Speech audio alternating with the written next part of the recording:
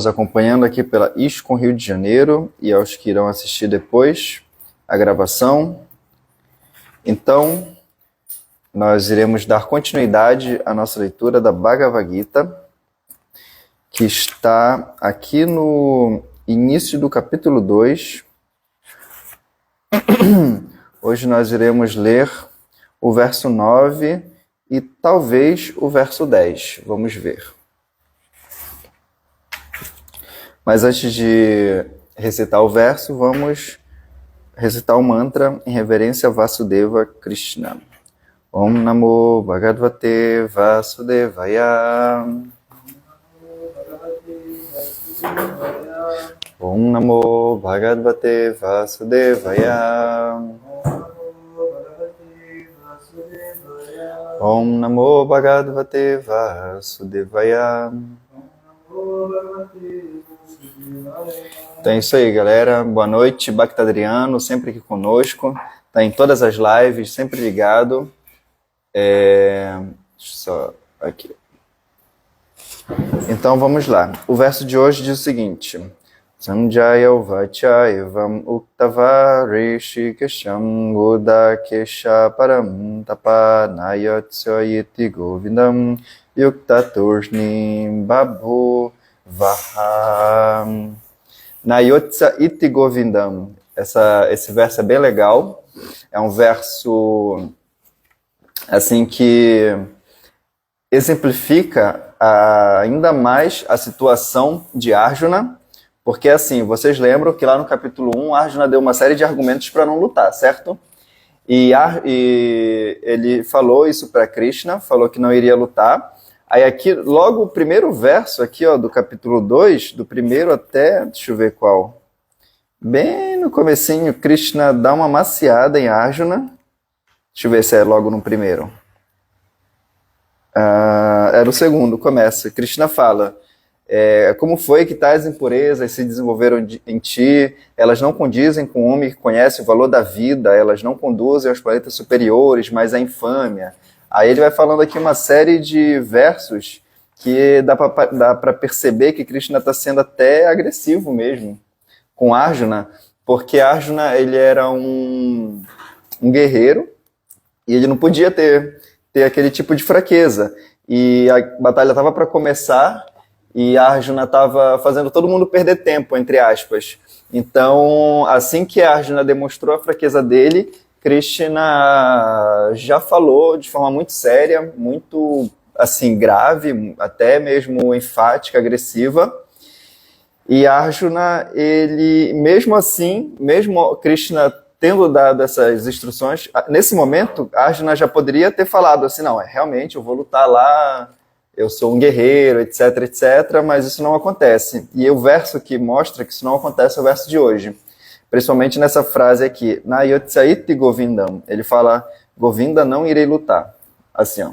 Sanjaya disse, tendo falado essas palavras, Arjuna, o castigador dos inimigos, disse a Krishna, Govinda, não lutarei. E o significado diz o seguinte, Dhritarashtra deve ter ficado muito contente ao compreender que Arjuna não lutaria e estava deixando o campo de batalha em troca da profissão de mendigo. Engraçado. Sanjaya, contudo, desapontou mais uma vez, relatando que Arjuna era competente para matar seus inimigos, Parantapa. Embora, por enquanto, estivesse dominado pelo falso pesar devido à afeição familiar, Arjuna aceitou ser um discípulo e rendeu-se a Krishna, o mestre espiritual supremo. Isto indica que ele, logo, estaria livre da falsa lamentação resultante da afeição familiar e se iluminaria com o perfeito conhecimento da autorrealização, ou da consciência de Krishna. E então, certamente, lutaria. A alegria de Dhritarashtra seria assim tolhida, pois Arjuna seria iluminado por Krishna e lutaria até o fim. Então é isso. Krishna, ele falou a primeira vez, quer dizer, Arjuna começou se lamentando. Krishna falou para ele lutar. Arjuna, mais uma vez aqui, está se lamentando.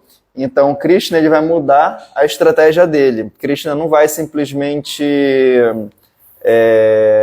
falar assim, então tá bom, vai-te embora, ninguém precisa necessariamente ir de você, não. Agora, Krishna, como um mestre espiritual, como agora ele é, porque há 2 versos atrás Arjuna pediu abrigo para Krishna, pediu para que Krishna seja seu mestre espiritual, então a coisa vai mudar. E literalmente muda, porque antes Krishna estava agindo apenas como um amigo, como um parente de Arjuna, e agora ele vai ser o mestre espiritual. Então Krishna vai fazer a mesma coisa que ele já fez, só que agora com uma outra estratégia.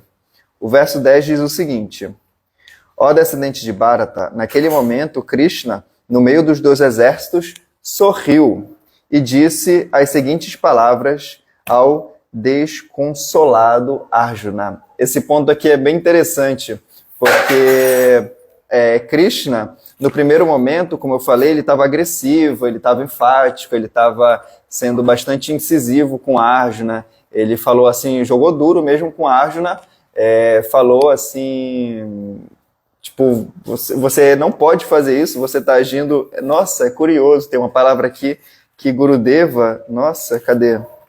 Que Gurudeva até comentou, quando foi na abertura do Lapidar Botafogo. Ele comentou justamente essa parte aqui. Deixa eu ver se eu acho a frase. Eu não posso repetir aqui, mas tem uma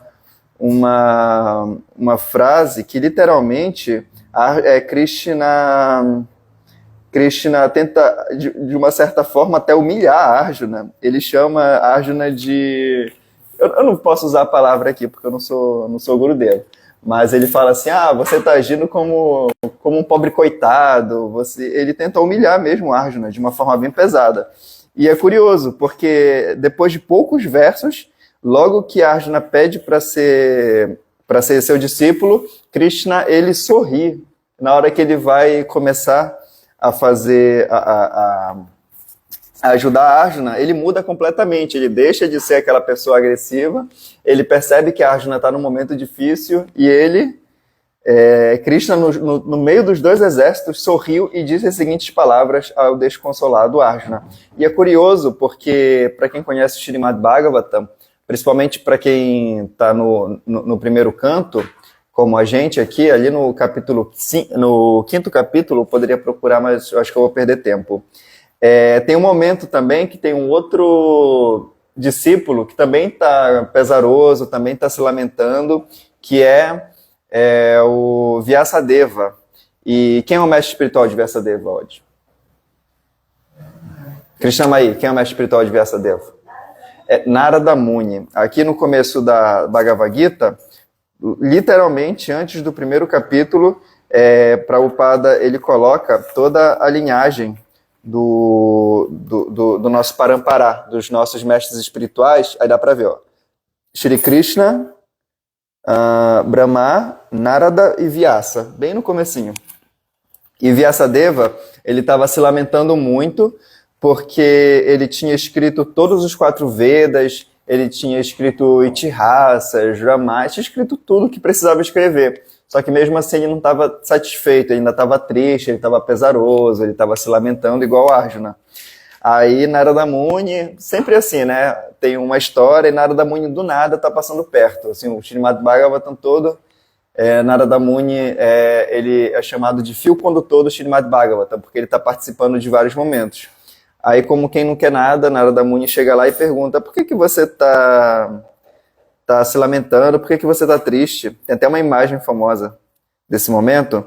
Aí Vyasadeva fala: eu escrevi toda a literatura védica, fiz isso, fiz aquilo, mas mesmo assim eu não estou me sentindo satisfeito. Aí Narada Muni também pega bem pesado, assim, ele joga duro, dá para perceber que a fala de Narada Muni também é de uma forma incisiva. Ele fala: como é que você poderia estar feliz se você fez as pessoas se identificarem com o corpo, se identificarem com a matéria, está fazendo as pessoas acharem que o que é irreal é real. Enfim, ele começa a jogar duro com o Vyasadeva. Mas aí depois a mesma descrição, Narada Muni sorri e começa a instruir Vyasadeva. Então aqui também Krishna, ele sorri. Por quê? Porque o mestre espiritual, quando ele está se relacionando com o discípulo, ele não está interessado em nenhum tipo de retorno, digamos, um retorno, qualquer tipo de retorno material. Ele está querendo que a pessoa somente avance espiritualmente para que ela possa recobrar a sua inteligência espiritual. Então, o mestre espiritual tem apenas esse intuito, e não tem nenhum outro intuito de ser glorificado, de que o discípulo faça isso, faça aquilo, não. Ele só quer ajudar a pessoa a se conectar novamente com Krishna. Então, por isso, o mestre espiritual, ele age de uma forma bem, digamos assim, até amigável, de uma forma feliz, como está sendo dito aqui. Porque ele sabe que as pessoas estão passando por essas dificuldades e aquilo ali não é algo que deve ser levado assim tão a sério, essa lamentação. E que essa lamentação logo vai passar. Então o significado diz o seguinte: o diálogo transcorria entre amigos íntimos, antes do verso 7. O diálogo transcorria entre amigos íntimos, a saber, o Hrishikesha e o Gudakesha, que é Krishna e Arjuna. É engraçado, Hrishikesha é o nome de Krishna, que quer dizer o Senhor dos Sentidos. E Gudakesha é um apelido de Arjuna que Krishna dá, que significa aquele que vence o sono, porque aquele que vence a indolência. Então, esse nome ele é importante. Não sei por que Prabhupada coloca aqui esse nome de Arjuna, que é um dos nomes de Arjuna, um dos muitos, chamado de Gudakesha.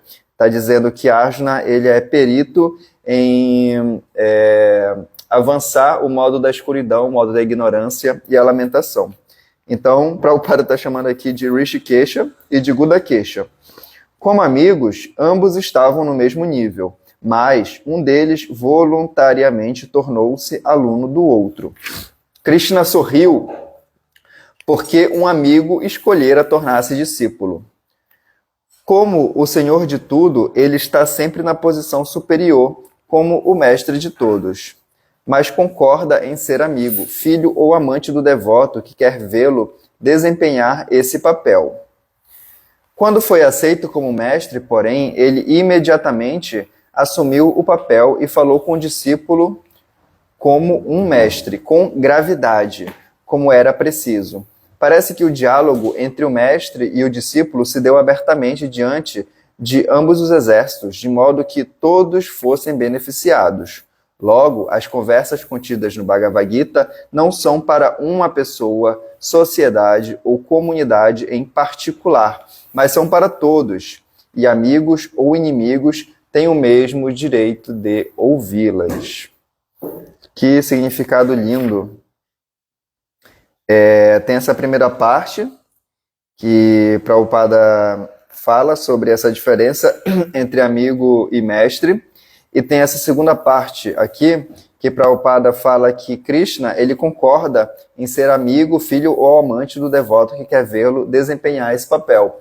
Então, esse daqui é o ponto, assim, talvez principal da nossa filosofia, apesar de Prabhupada falar pouco, mas, assim, se a gente for analisar, assim, se a gente for comparar outras filosofias com a filosofia da Bhagavad Gita, com a filosofia do Srimad Bhagavatam, a gente vai perceber que esse ponto sobre o relacionamento talvez seja o ponto principal, porque somente na Bhagavad Gita e no Srimad Bhagavatam, Chaitanya Charitamrita, são os locais, são as literaturas onde a gente vai encontrar esse tipo de informação. Por isso que os devotos falam que a Bhagavad Gita, ela contém todas as informações de todos os livros que existem, de todas as literaturas, porém, ela tem algo a mais. E eu, particularmente, acho que esse algo a mais é justamente esse ponto aqui, sobre a questão do relacionamento. E, tecnicamente, a gente chama isso de Bhakti-rasa, que é o sentimento de serviço com rasa, que a gente pode traduzir que é com um sentimento específico. Então, para a população em geral, é um pouco estranho falar que Krishna, que Deus, ele possa se relacionar com a gente de uma forma íntima, no ponto de ser ou amigo, ou uma relação fraternal, ou uma amizade ou um relacionamento até superior a isso, que é um relacionamento conjugal. Isso para a gente parece muito estranho, justamente porque, como eu falei, a gente não tem acesso a esse tipo de informação em literaturas, assim, literaturas comuns. Somente na Bhagavad Gita a gente vai ver isso. Então, esse tópico de Bhakti-rasa vai ser muito debatido, principalmente no livro chamado Chaitanya Charitamrita, mas tem um livro mais específico ainda, chamado Bhakti Rasamrita Sindhu, que Prabhupada traduziu uma parte. É um livro muito grande, então Prabhupada ele traduziu apenas uma parte, a parte mais importante, e chamou de Néctar da Devoção. É um livro bem legal, é um pouco difícil, é uma literatura muito técnica, então é bom ter um acompanhamento mais, digamos assim, mais detalhado para poder ler esse livro. Mas é um livro interessante. E esse livro foi escrito por Rupa Goswami há pouco mais de 500 anos atrás. Não, na verdade, um pouco menos de 500 anos atrás, bem pouco. E ele vai falar justamente sobre esses tipos de relacionamentos. Lá ele vai falar que existem vários tipos de relacionamento. Ele vai listar, não sei, nem lembro a quantidade, são muitos. Mas ele fala que existem os 5 principais, que é o relacionamento com Deus na forma de neutralidade, tecnicamente chamado de Shantarasa. Tem o relacionamento com Deus através da servidão, que é chamado tecnicamente de Dasyarasa. Tem o terceiro nível, que é o relacionamento que é de amizade, como a gente está vendo aqui, de Arjuna com Krishna, que é tecnicamente chamado de Sakya Rasya. Inclusive, Krishna chama Arjuna de Shaka, que é o meu amigo. Tem o relacionamento, o quarto nível, que é o nível fraternal, que é tecnicamente chamado de Vatsalya Rasa, que é o relacionamento de pai, o relacionamento de mãe, até mesmo de tio, de tia. E tem um relacionamento superior a todos eles, que é o relacionamento conjugal, que é bem complicado de entender, mas é necessário estudar, que é o nível de Madhurya Rasa. Então, todos esses tipos de relacionamentos são os relacionamentos que a gente pode ter com Deus. E os 2 primeiros, que é Shantarasya e Dasyarasa, são até os mais comuns assim da gente conseguir entender, porque a gente numa cultura ocidental, numa cultura cristã, a gente tem mais contato. Como, por exemplo, Deus é o Todo-Poderoso, Deus é o Criador do céu e da terra, é o mantenedor. Toda vez que a gente se relaciona com Deus nesse sentido, de grandioso, eu aqui e Deus lá, é um relacionamento assim mais, digamos assim, mais distante, é um relacionamento mais neutro. Não tem tanto um contato. Eu utilizo a energia de Deus, mas Deus está lá e eu estou aqui. E tem o de Dasyarasa, que é mais avançado, mas mesmo assim ainda é mais compreensível, é mais facilmente compreensível. Eu tenho que ser servo de Deus, assim, em um nível absurdo, então eu tenho que estar sempre prestando reverências, etc. E o nível de amizade aí já entra no nível mais, digamos assim, mais complicado de entendermos, porque imagina, ser amigo de Deus, de Krishna, é algo que não é tão comum à nossa filosofia ocidental, à nossa cultura ocidental. Imagina os outros níveis. E é curioso, porque é dito que nós temos essa tendência a ver Deus como um pai, principalmente por virmos de uma tradição abraâmica, uma tradição cristã. Então nós temos essa tendência de ver Deus como um pai e sempre ter esse relacionamento de estar pedindo, me ajude, me dê isso, me dê aquilo. E é curioso, porque aqui na filosofia da Bhagavad Gita vai aparecer esse outro tipo de relacionamento, que é de Vatsalya Rasa, que é a forma com que, ao invés de nós querermos ser servidos, ser ajudados, ser mantidos por Deus, por Krishna, a gente vai ter a tendência de querer cuidar. É o caso de Mãe Yashoda, de Devaki, de Nanda Maharaj, de Vasudeva. Então eles têm esse desejo de cuidar de Krishna ao invés de ser cuidado.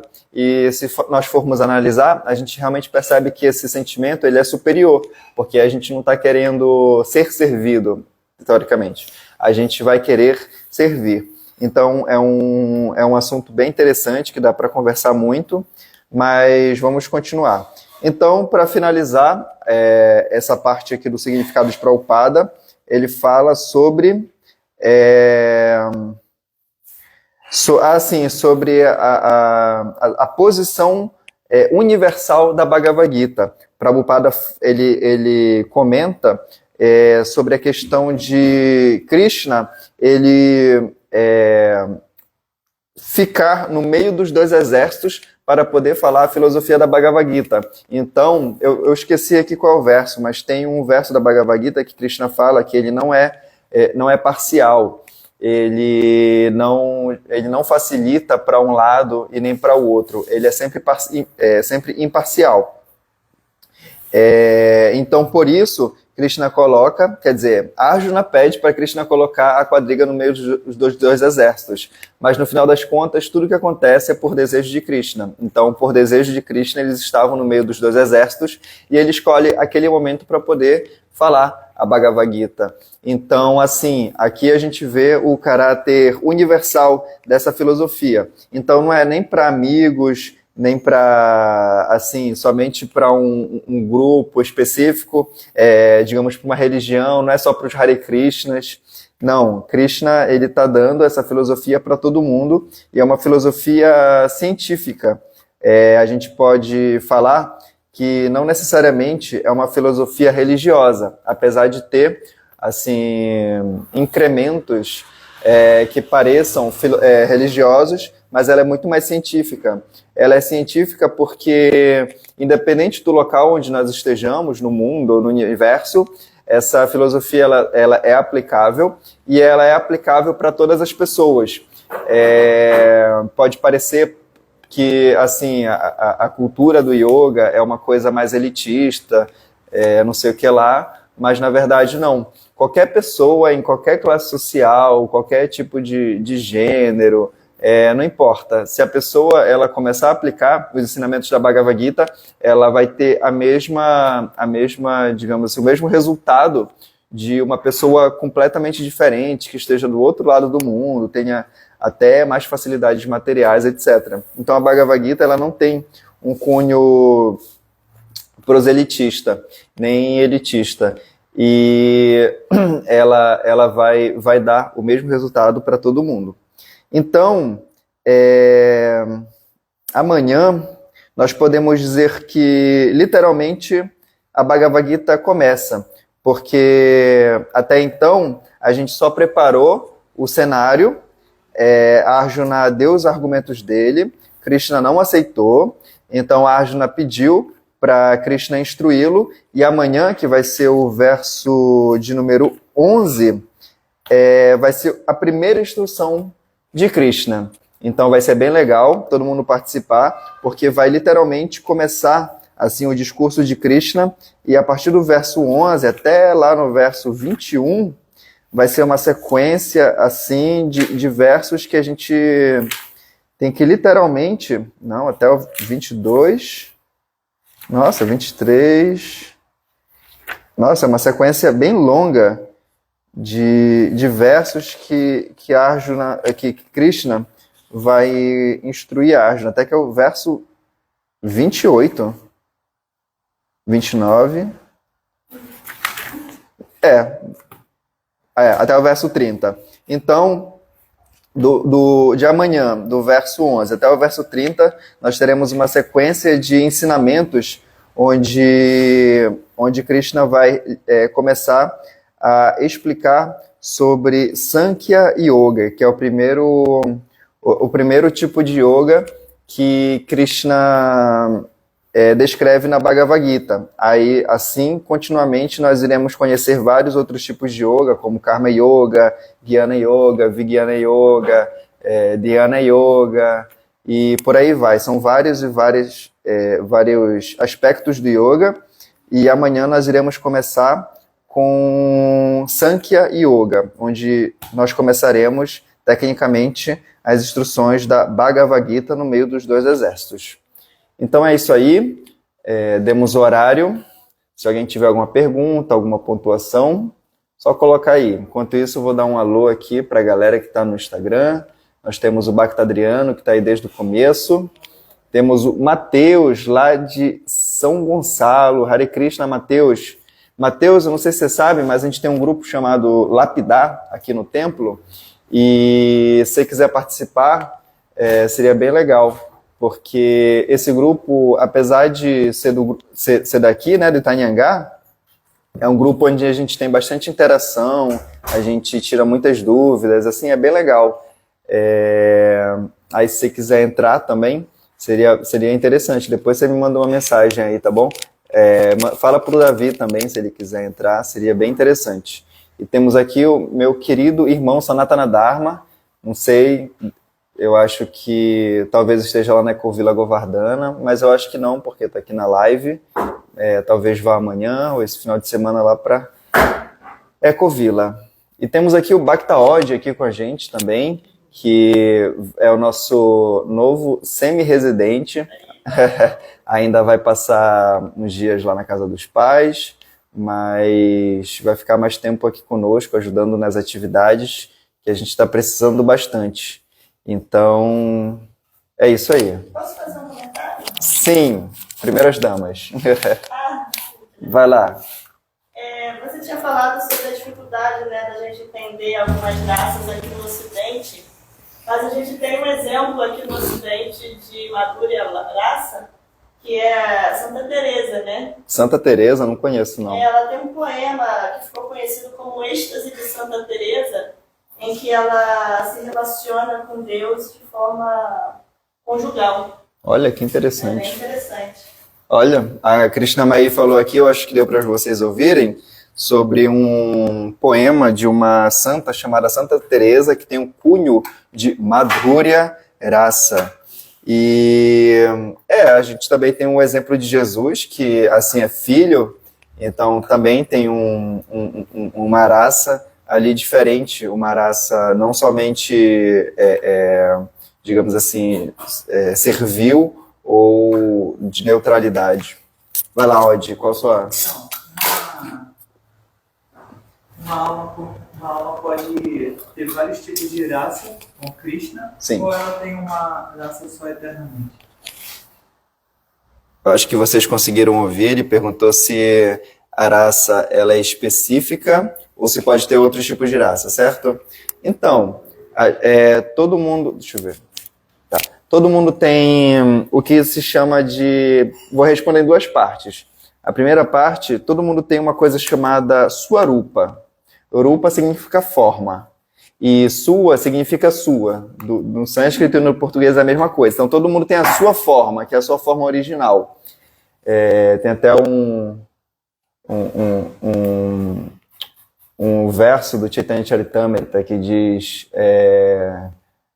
de ver a Swaruparaya Krishneira Niteras, que de ver a Swarupa, nós somos divas, somos entidades vivas, e a Swarupa, a sua forma original dessa entidade viva, dessa diva, Krishneira Nitya Das. Quer dizer que nós somos Nitya, eternamente Das, servos de Krishna. Então, a nossa Swarupa original é que nós somos eternamente servos de Krishna, certo? E quanto mais a gente vai avançando, existem vários degraus do processo de Bhakti Yoga, são 9 no total, e quando a gente chega no 9º, a gente começa a manifestar isso que a gente chama de Bhakti Rasa, que é a nossa Swarupa, a nossa forma original, certo? Então, é só muito lá para frente que a gente vai saber qual a nossa relação com Krishna original e eterna. Só que aí tem um porém. Uma pessoa que naturalmente tem um relacionamento de neutralidade, ela é a pessoa aqui, Deus lá, né? É algo distante. É espiritual e é legal, tudo bem, é muito bom. Se a gente chegar nesse nível, se é que a gente claro, todo mundo vai chegar no nível espiritual, mas Shantarasa já é um nível muito avançado. E é curioso, porque a pessoa que chega no outro nível de Dasya Rasa, ela é serva, só que ela também tem um relacionamento de neutralidade. Porque a pessoa que é serva, ela não tem uma intimidade tão grande. Então ela, tudo bem, eu sirvo, mas aqui, entende? É tipo numa casa, assim, quando tem uma diarista, alguma coisa, faz o serviço e tchau, assim, não é para ficar conversando, batendo papo, ou motorista. E a pessoa que avança mais, que é um nível de amizade, de Sakyarasa, ela vai ser amiga, mas ela vai ter também as outras características, entende? Então, cada vez que você vai subindo um degrau de relacionamento com Krishna, você vai adquirindo também as raças anteriores. E Madhurya Rasa, que é o nível mais avançado, a pessoa ela é amiga, ela cuida, ela serve, ela também tem um espaço da questão da neutralidade. Então, assim, ela tem as outras, entende? Então, cada nível que a pessoa sobe de... Assim, não é que sobe, porque aqui, como a gente está no campo material, existe cima, baixo, mais, menos, mas lá tudo é espiritual, não tem dualidade. Então, não quer dizer que a pessoa que esteja em Madhurya Rasa, ela necessariamente seja melhor do que a outra, mas ela tem é mais completa, assim. É uma coisa diferente, exatamente. Então, a sua pergunta, né? Se só tem uma ou se tem várias. A pessoa que está na Shantarasa tem uma, mas quem tem Dasarasa já tem duas. Quem tem Sakyarasa, 3, Vatsalyarasa, 4 e Madhurya-rasa, 5. Conforme vai aprofundando o relacionamento com Deus, você vai adquirindo todas as outras raças. Exatamente. Então, quanto mais a gente avança, mais a gente vai se relacionando de formas mais intensas. Mas a pessoa que está em Sakyarasa é de Sakyarasa. Ela não está buscando, ela não está ansiosa para, agora eu quero ser amiga de Deus. Não, ela é completamente feliz. Ela está em Ananda, bem-aventurança. Os planetas espirituais são chamados de Vaikunta, que significa literalmente sem ansiedade. Então a pessoa que está lá, ela não está ansiosa por algo a mais. Não, ela já está fazendo aquilo que ela quer fazer. Ela já está ali e não vai sair dali, entende? Não é uma corrida, não é tipo no mundo material que a gente está sempre querendo mais e mais e mais. A pessoa já é autossatisfeita naquele ponto e acabou. E é isso. Então, valeu, galera. Muito obrigado. Amanhã nós estaremos de volta às 4h30 no Mangalarati. Finalmente vamos voltar. Tivemos uns dias aí sem, mas agora a gente voltou. Principalmente com a ajuda do Odd, que vai nos ajudar bastante. Aí a gente vai ter mais... A gente vai conseguir administrar melhor o tempo para todo mundo participar dos programas. Então fiquem com Krishna. Haribol. Todas as glórias de Shila Prabhupada.